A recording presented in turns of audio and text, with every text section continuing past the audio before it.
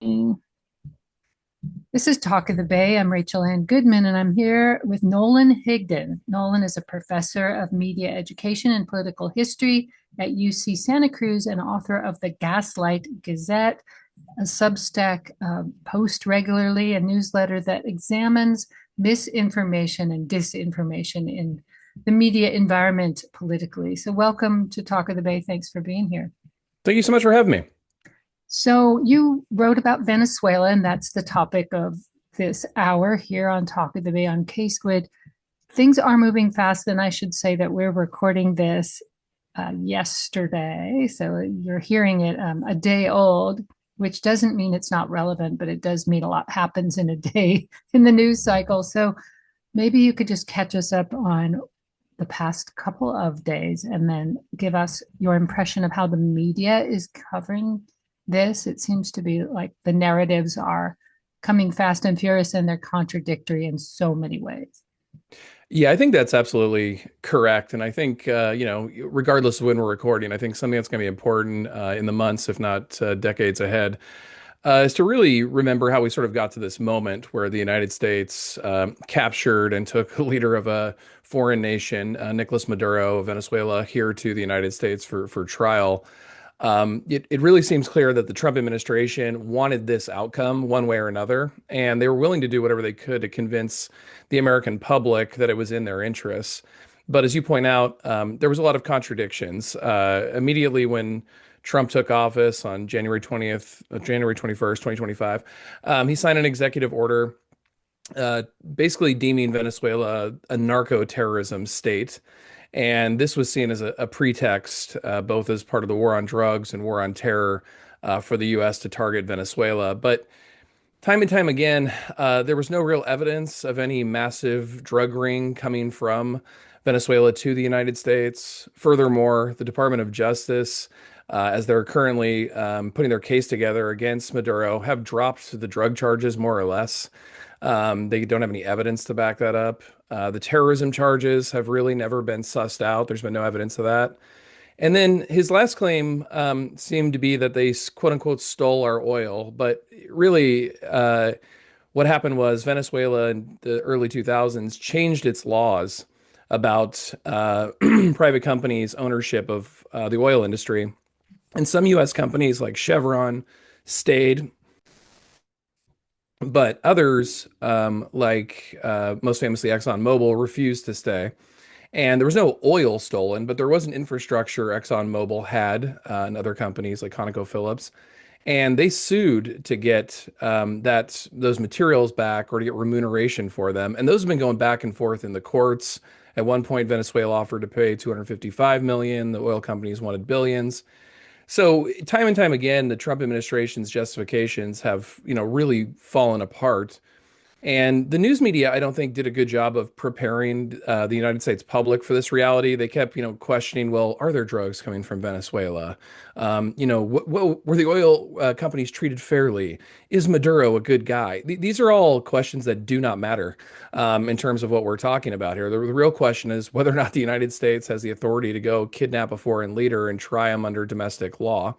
And if this is an act of war, in which case Congress is the only one that can declare that, is this a violation of international law? And so I think the media has largely failed in that environment. And just one last, I think important failure on their part. We now have reporting that both the Washington Times and New York Times knew about this invasion before it happened and listened to the administration and withheld it until after the invasion was over. Uh, you know, of course, those in power want to operate in secrecy, but that's the whole reason why we have a First Amendment and a free press, is so they can't operate in secrecy. And I think the fact the New York Times and Washington Post were carrying water for the administration is just an abject failure of journalism. So those of us who remember the Gulf Wars, plural, remember, the weapons of mass destruction that weren't there as justification to go to war. And Trump's promise, to end all wars, seems to be going directly against his MAGA base. And do you think that the multiplicity of reasoning behind why they kidnapped Maduro and why they're grabbing the oil is meant to confuse the base, or is it trying to placate them? That's just a fraction of the American electorate, but it's one that he seems or used to care about. Yeah, Trump's political success really depends on clinging to that MAGA base. Traditionally, they've basically followed him wherever he will go. They've been willing to change their mind about things. If Trump says it, it must be true. And that's really what's made him kind of the Teflon Don as president in a lot of ways. The Jeffrey Epstein case is probably one of the few examples where that wasn't true. And what you're pointing at there, I think, is also true of Venezuela. One of the things that made Trump really popular as a political candidate in 2016 was his so-called America First strategy. And he was speaking to a generation of people who had lived through the Iraq War. And even though conservatives and liberals have different reasons for opposing that war, that generation generally has kind of like an ick feeling about that war. And for conservatives, it was this idea that we were putting our military power and our money toward the interests of some foreign government and trying to rebuild it. And Trump stood on a debate stage in 2016 with the other Republican candidates and said the Iraq War was a mistake. And you could hear like gasps in the audience. But that was really popular for a lot of folks who lived through that generation. And they followed Trump as a result. And they were skeptical of Trump putting kind of the old school neoconservatives in his cabinet, particularly Marco Rubio. And neoconservatives are people who believe the United States military should be everywhere, that we won the Cold War, and we should force our will upon the globe. And Rubio was really, I think, the key to your question there. He tried to thread this needle of we should use the U.S. military as much as possible to further U.S. interests, so he had to redefine what U.S. interests are as America first. And in his estimation, the entire Western Hemisphere is America first. Some people said in his coalition that, yeah, it has America in the title, South America, Central America, so that's America first. I'm skeptical that's going to hold up. Trump is entering a kind of a lame duck phase. His poll numbers are falling. There's been a lot of pushback from inside the coalition, and it doesn't take much of that coalition to break with Trump for Trump to really see a massive decline in numbers. So I think for, folks who are oppositional to what happened and are realizing that politically you need some Republicans to get on board opposing what Trump did, I think that America First within the MAGA movement might be the only like hope you have at a division in that party. There was an article, and I'm forgetting which outlet posted the photograph, but it showed them in the war room, and up on the screen behind them was a scroll of X, formerly Twitter, responses to the action in Venezuela. It's almost like this is a television show, and they're looking at their ratings over their shoulder and gauging whether the so-called public, which if you think of the X followers as public, what they think and the ratings of the television show they're creating. If you want to frame it as a reality TV action rather than a war, that makes sense that they're paying attention to public opinion as filtered, but that's a very algorithmically narrowed view of what the public is seeing and thinking about. What do you think about that image? And is that true that that's what they care about? Yeah, I think there's a lot of evidence to support that. When Trump ran in 2016, while so many like legacy media personalities were saying, "Oh, he can't say that, he can't do that," what they didn't realize was that he was doing those things because it sucked up all the attention. He got 30 times the amount of coverage as Hillary Clinton in that election, and he did it on purpose. And Trump is someone who understands that attention and entertainment go a long way. You'll recall that when he had that contentious meeting with Ukrainian President Zelensky, he said to the journalist, "This I knew this would make great television." He knew right there that this was about entertainment, and he's packed his cabinet with people like Pete Hegseth and Kash Patel, who have a history of being like online entertainers in both and all three of his presidential elections. Trump really tried to pick up whatever was online, right? Whether it be like the QAnon stuff or whatever, he would speak to the online community. So it's worked for him very well, and I think that that's something that guides him. But something you noted there that I think is critically important: social media in 2026 is not the same as it was in 2015. A lot more platforms have emerged, and we've really bifurcated in a lot of ways, particularly by age and ideology. So X, is filled with a lot more conservatives. There's still a lot of kind of elite thought makers on there. but it's much more conservative. Where Blue Sky is much more liberal. Instagram and TikTok are much younger. Facebook is much older. So the ways he's looking at these platforms like Truth Social, which is very conservative, or X, I think he doesn't realize how small of a minority he's really speaking to. And the only things that really break through is when there's conservative pushback, like things like the Epstein files. So I think, this is the definition of an echo chamber, and it's reached the highest echelons of power. The media environment writ large, aside from social media, has also changed. We have seen that, the neutering of CBS and 60 Minutes, Barry Weiss's installation there as having nixed, of a report about CCOT and the abuses of people who are held there, and other types of coverage, like of Charlie Kirk's widow having a town hall. So the mainstream or legacy media seems to have, Washington Post is another example where they're all in on the war. So that has changed. Also, at the same time, you mentioned the bifurcation of social media. Does that make a difference? Like, are we seeing the Foxization of mainstream television shows that used to be pretty investigative and neutral and fairly unbiased? Yeah, so I think, one of the critiques, and this goes back to the 1980s, certainly, of legacy media, has always been that, they're always limited in where they'll go depending on their ownership. So the money that funds them really dictates the limits of their coverage. We used to joke back when GE owned NBC, right? That because GE is a major defense contractor, you're not going to hear a lot of anti-war propaganda on NBC. I think that is still true today, and the examples you pointed out with CBS is clearly one of them. The Washington Post is clearly another. But I think it's even more so than that, because we've had much more consolidation, and the money interests are really within one party, really one person, Donald Trump. And Donald Trump has used the White House to nakedly show the influence he wants to have over these networks, and the people who now own them are following his lead. So I think it's a dramatic escalation of a problem we've complained about for quite some time. That if we're going to have a handful of media outlets that are this influential and this wealthy, only a handful of very wealthy people are going to be able to control them. That's gotten, believe it or not, worse. And Trump was someone who recognized that and has used it to his advantage, because folks like Bari Weiss, they don't really have any like journalistic editorial experience to speak of.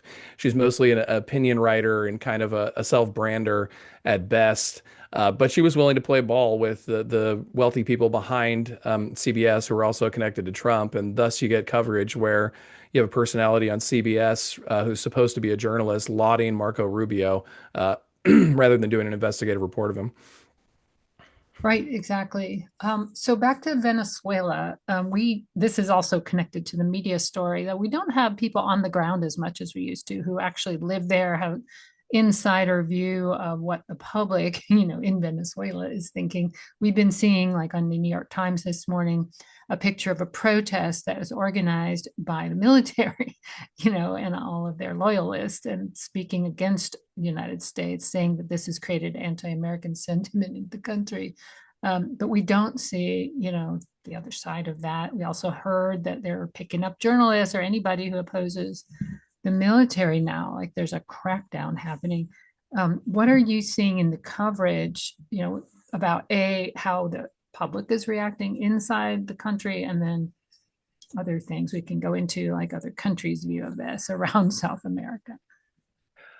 Well, I mean, I'm seeing very little that I can trust, and I think that's a big problem here. In the 1990s, the United States went all in on globalization, and at that same time, its media environment dramatically shrank. So basically, the United States was going more places, involved with more people, and it had less media outlets that were reporting on the ground. This was done because the monopolization of media was all about profits, and they cut things they thought that weren't profitable. Overseas or bureaus abroad were a major institutions that were first on the chopping blocks. Like, why are we going to pay some reporter to hang out and report from Venezuela for 5 years if there's nothing we can connect to like a national story in the United States? That was kind of the logic behind that. And so now what you have is some journalists, who live there for other outlets on the ground, they may be afraid of the regime, they may be underfunded, they may be biased. And then we have US media flying in and doing like a handful of interviews in a country of millions of people and drawing these conclusions that are just way oversimplifications of what's going on within the nation. And so, regardless where you stand on what's happened in the last week or so, I think you can't really trust a lot of the media reporting you're seeing on the ground because there's not people there that have been vetted or have the experience to really speak with the authority that they're being asked to speak with. That is a problem and also maybe an opportunity. It seems in this moment that the on ramp for journalists is very low. Like anyone can walk in and try to pretend to be a journalist. That's the negative side, right? Because they don't have the skills to understand what they're seeing or the international political background to analyze it. On the other hand, you have a lot of people with phones who could be reporting from a country where the mainstream media has fled or reduced its presence. So maybe there are grassroots journalists who are doing good work in the country. I don't know. Haven't seen a lot of that kind of reporting. But what do you think about like the pros and cons of the easy access now to publishing anything? I mean, you and I are talking about Substack before this interview, right? There's a lot of places you can publish, but they're not vetted necessarily or edited by an editor who understands the story. Yeah, I think, you laid it out there nicely. I think there are opportunities and there are concerns. Personally, I think I'm much more of a fan of kind of the opinions that now are able to spread online. I think that's a great part of the online environment, but I'm really weary of what we call journalism in the online environment. If it doesn't have a fact checker, editor. And I know people are going to say, oh, here he goes. He wants an elite gatekeeper. No, not that at all. I just want someone to protect you from yourself. When you publish, sometimes, man, the story really, you know this probably, right, Rachel? Like the story sometimes takes you over and it's really exciting in a way. And sometimes it takes an editor just to get in there to say, well, hold on, you made a little jump here and we need to get some evidence for this. And I think we need a lot more of that in general in our journalism, but especially with a lot of these folks online. And, to just add to that problem, the amount of AI slop content online as well is being put into a lot of these articles where people are citing videos and images that are simply false to draw these conclusions. And a lot of people online don't know better. And hopefully, if we had some responsible vetters, fact checkers, editors, that would at least mitigate some of that problem. But right now, it's the Wild West. It's absolutely absurd. Well, and there's real consequences. For example, the story about, massive fraud in the daycare industry in Minneapolis. Well, that's now turned into withholding $10 billion from daycare centers in democratic states like California. So these things are not without their blowback to real people trying to go to work who suddenly find their daycare center closed because of a rumor about fraud. Yeah, and that's a prime example of people acting like journalists who aren't journalists, right? One of the pieces of evidence that supposed, we'll just call him content creator, did was that they went to these child centers and the windows were blacked out and they wouldn't let him in, and he figured that meant they were hiding and there were no kids in there. But really, if you're a child care center, you can't let strangers off the street come in and access children. Like a journalist would know that ahead of time. Yeah. Doesn't have to draw that conclusion from that Yeah, situation, yeah, protecting their privacy. yeah. Well, let's go back to misinformation. What can we armor ourselves against as we're watching news out of Venezuela or out of the United States about Venezuela? Like, is it about taking their oil by projecting that they're stealing our oil? I mean, that seems like the first step is to understand the narratives that are being hurled at us right and left and try to parse them into some sort of sensible explanation, if there even is one. For me, I think kind of anything you can do to really analyze the dominant narrative. So we talked about how kind of the drug and terrorism arguments fall apart. Even the oil fall apart at some level, right? Like I think it's an oversimplification to say this is about oil because companies like Chevron have been operating there. Before he was overthrown, Maduro offered to give the U.S. access to oil for his safe passage. Uh, during before the invasion and after the invasion, Trump has been trying to convince oil companies to go back to Venezuela. They don't want to. They think it's too expensive. It's going to be bad for the industry, and they're worried about what government may emerge and stifle whatever money they put into it. So the oil, I mean, maybe because China buys about 80% of Venezuelan oil, maybe it's some larger geopolitical strategy. But I think oil is kind of an oversimplification. So I think being cognizant of that, and then not falling for the appeal to like altruism, like Trump went in and he overthrew an evil dictator. There are many evil authoritarians the United States does business with constantly around the world. We could go down the list here, but if he had any justice, he'd be overthrowing all of those, and the United States would be front and center. The fact that he chose this country, I think, illustrates that these are all excuses to hide a broader agenda. And even if we don't know what that broader agenda is, just look at the contradictions in the reporting and be weary of anyone who amplifies them, especially if they're on your social media feed. You can try and correct those people, but at least avoid them and the content they're spreading. Do you have some outlets you would recommend people follow? I personally like The Guardian and the BBC because they're outside the country. But do you have any favorites or even Substacks that, and I would like to shout out to your Gaslight Gazette, which is really useful because it's regular, it comes out frequently, and it really goes into detail about the misinformation that's coming at us, not just about Venezuela, but about other current events. Yeah, thank you. Yeah, and I would echo the Guardian, BBC. I think getting international opinions is really important when looking at these issues. Even looking at like French outlets, I think do some great work in this space as well. Try to follow journalists who are actually on the ground and listen to them. The journalists, when you can't tell where they stand, whether or not they're pro Maduro or anti Maduro or pro America, anti America, those are the ones I think to follow. When you see an overt sense that they're one side or the other, I would try and avoid that. You want to get as much like vetted factual information as possible. Try to gravitate toward journalists who've been there for some substantial amount of time, who seem to be able to understand the history. And it depends. Like I said, we don't have a lot of outlets that are positioned to do that as of yet. Hoping something like this will engender that. And if you're looking for a good, just shout a name out, someone who was a journalist and a good writer on these topics, Stephen Kinzer, who used to work for the New York Times down in Latin America, and he wrote a book called Overthrow. And I think it's really helpful for folks who are kind of caught off guard by this to realize that this process of lies and the media falling for it and then justifications that later turn out to be false, this has happened over and over again in our history. It's a standard playbook that many of us are unfortunately all too familiar with. And finally, is this just a great way to distract from the Epstein files, which we have not seen under the law where they're supposed to be released? I'm not sold that this was done solely to distract from that, but I mean, Trump has been grasping for something to distract from Epstein, and I think this serves that purpose. But Trump laid the groundwork, like I said, for this on day one of coming to office. So I think it was a goal at some point. Did he choose to do it now because of the Epstein files? That's a possibility. But he's really starting to rack up many different justifications for how he broke the Constitution. Just the Epstein files being one of them. His administration ignored the December 19th deadline, and then not getting approval for Congress for this declaration of war.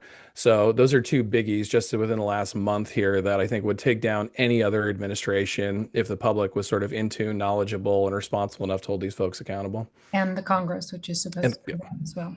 absolutely. Well, they have a much thinner majority on the Republican side, so we'll see if more investigations of what's going on will be forthcoming in the near future. Nolan Higdon is professor of media education and political history and author of the Gaslight Gazette. He's with UC Santa Cruz. Nolan, thank you for lending your wisdom to this situation. I appreciate your time. Hey, thank you, and thanks for all the great work you're doing.